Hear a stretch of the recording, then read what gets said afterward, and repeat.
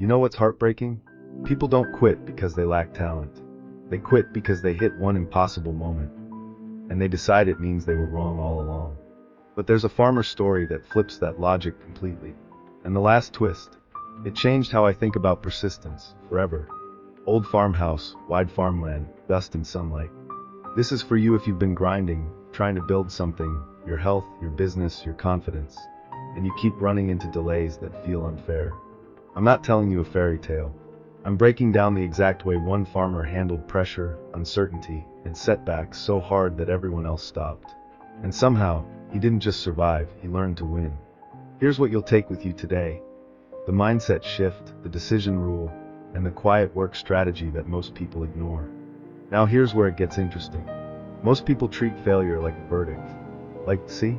I wasn't built for this. But that farmer, let's call him Daniel, faced a year where the crop failed. Not partially, not almost. It was a gut punch.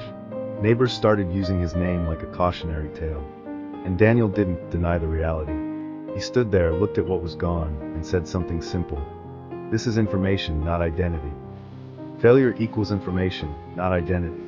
That one sentence is why he kept moving. Because when you treat setbacks as data, you can adjust. When you treat them as identity, you freeze.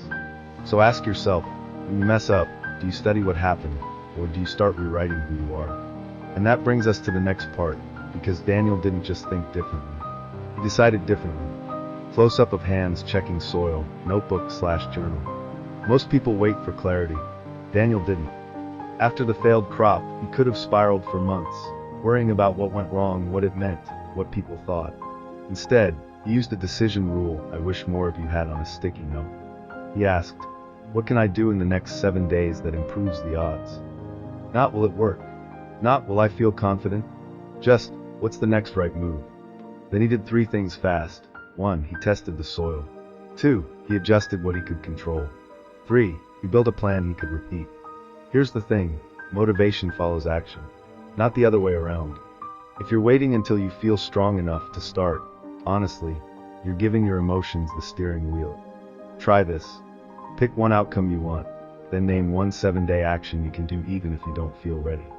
Next 7 days, one action, one improvement. Now the next step is the part that shocks people, because it's not about working harder. Most people think persistence is loud. Late nights, big speeches, constant pushing. Daniel proved persistence is quieter than that.